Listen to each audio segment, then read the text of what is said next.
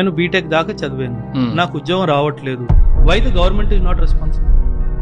అంటే నాకు పనికి రాని చదువు ఎందుకు ఇచ్చా? అంతే కదా sir.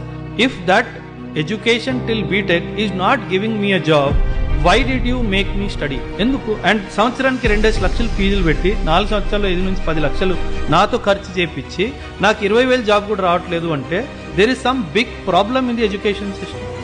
Why is the government not addressing that system? So see that is where we need to understand sir. అందరికీ అదే పరిస్థితి కాదు. కొందరు మంచి జాబులు తెచ్చుకుంటున్నారు, కొందరు తేవట్లేదు. ఆ కొందరు ఎవరు తెచ్చుకున్న వాళ్ళు ఎలా అనలైజ్ చేశారు అన్నది మనం నేర్చుకోవాలి. సో ఎప్పుడైనా సరే ఇన్ఫర్మేషన్ని డేటా పరంగా తీసుకోవచ్చు.